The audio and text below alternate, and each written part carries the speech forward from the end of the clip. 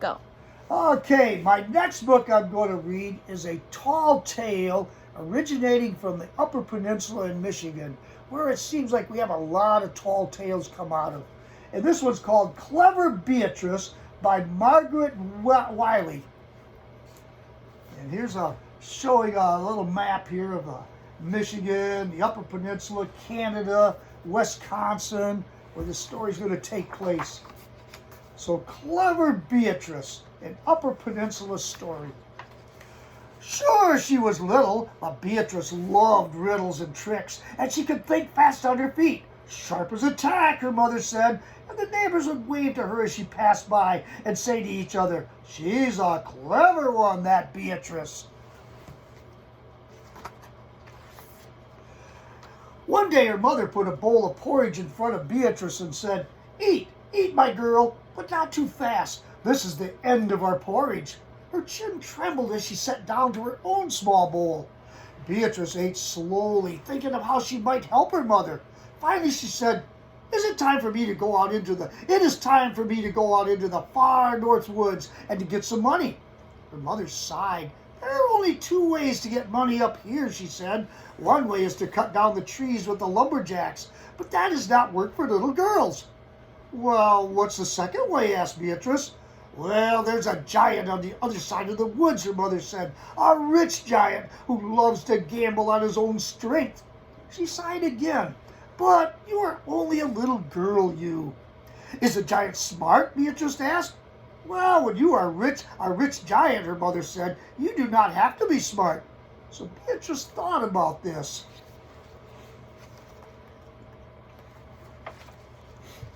The very next day, she kissed her mother goodbye and walked away from the village into the deep woods, through a forest of white pines and copper hills, farther than she had ever walked before. Finally, she came to a wall of pine trees at the bottom of a hill, where she watched some lumberjacks sawing down the biggest tree of all. Just as the tree fell down, whoosh, bang, the lumberjacks called out, "Day's over," and they waved goodbye to Beatrice. Beatrice waved back and then kept walking all the way up the hill.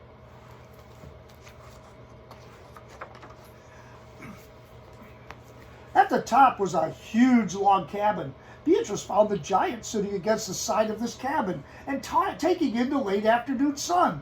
She came straight away beside him and said in her loudest, bravest voice, "Good morning, Mr. Giant, sir. I have come to make a bet with you." The giant opened one eye and looked down at Beatrice. "Well, what kind of bet from such a little girl?" he asked. Beatrice took a step closer and made a fist no bigger than a walnut. "I bet you 10 gold coins," he said, "that I can strike a blow harder than you."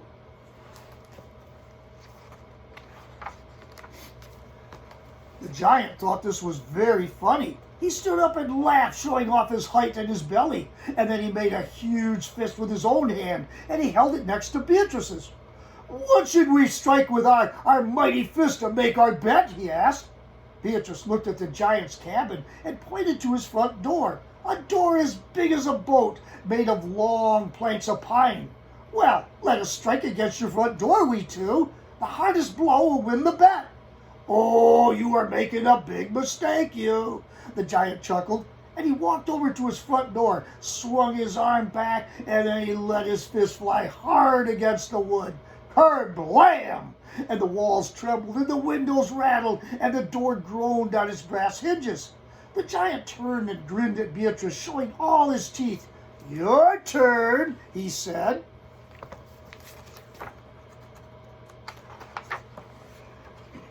Beatrice stepped up to the front door and turned to the giant and said, "Don't worry. If I break your door, Mr. Giant, sir, you see what happened to that pine tree down there?" "What tree?" the giant asked. So Beatrice pointed to the broken tree at the bottom of the giant's hill and said, "That great big knocked over one there." "You did that?" the giant asked.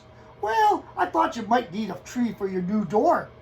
The giant frowned and scratched his head. "Maybe I don't want a new door," he said. "Maybe I like my old door." "Well, I'm sorry, Mr. Giant, sir," said Beatrice. "I am only trying to win the bet. and she raised her fist to the door. "Oh, never mind you," the giant cried. "Don't break my door. I would rather just give you the money." So Beatrice said, "Well, if you insist." So the giant gave her 10 gold coins. He was not one bit happy about it. He walked outside the cabin behind Beatrice, shaking his head. "Well, let us have another bet, we two," he said. "We'll go down to my well and carry back some water for my stove. If you can carry more water than me, I'll give you 10 more gold coins. But if I carry more than you, you must give me back my money." "Well, I accept," said Beatrice. And when they reached the well, the giant filled them many buckets with water, 6 on each arm. But Beatrice took a big rope from beside the well and began to wrap it around the well, around and around. "What are you doing?" asked the giant. "Well, I'm not going to bother carrying those buckets one by one," Beatrice said. "I would sooner pull out the whole well." But if you pull out my well," said the giant, "then I will not be able to get water for my stove."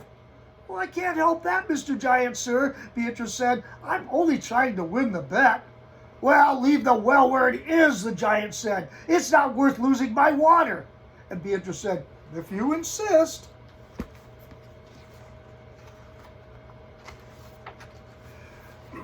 The giant gave Beatrice 10 more gold coins, but he was even more unhappy about it. He scratched his head and tugged his beard and then led Beatrice farther into the woods until he came to a clearing where a huge iron bar lay on the ground.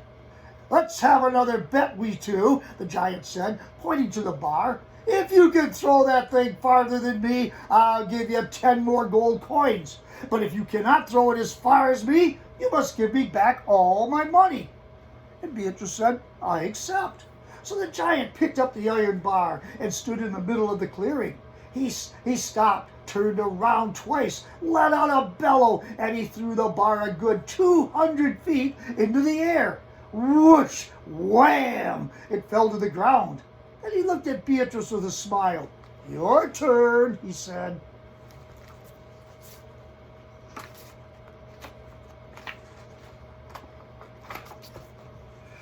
Beatrice was too small to even pick up the iron bar.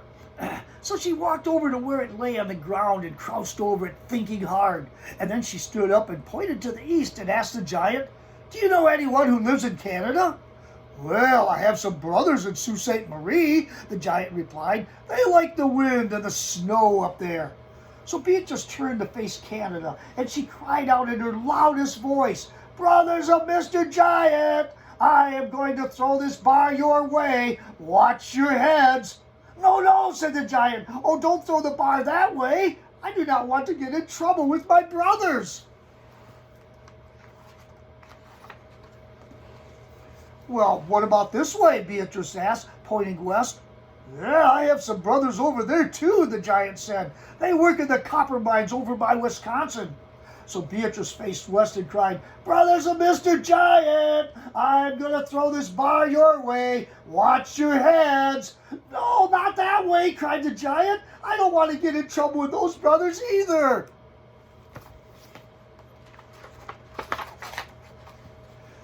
So Beatrice pointed south towards Big Badenoch. "Oh, I have some brothers who fish in that bay," the giant exclaimed. So Beatrice faced south and cried, "Brothers of Mr. Giant, I'm going to throw this bar your way. Watch your heads." "Oh, no, not in the bay," the giant cried.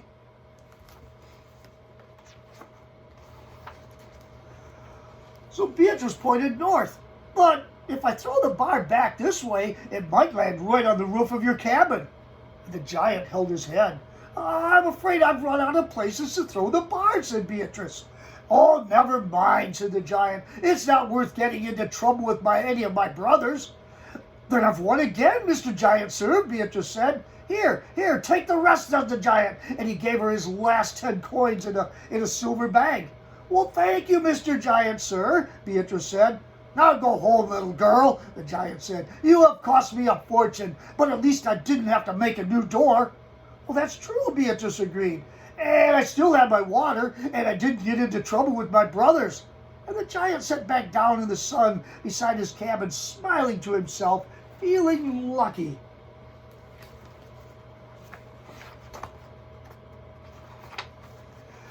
Beatrice backed away, taking long, slow steps. Only when she was far along on the path from his cabin did she break into a run. Only when she was in sight of her mother's cabin did she let out a yell. And she held up the silver bag with the gold coins inside, waving to her mother. She could not wait to tell her how she had bet 3 times against the strength of a giant and 3 times won.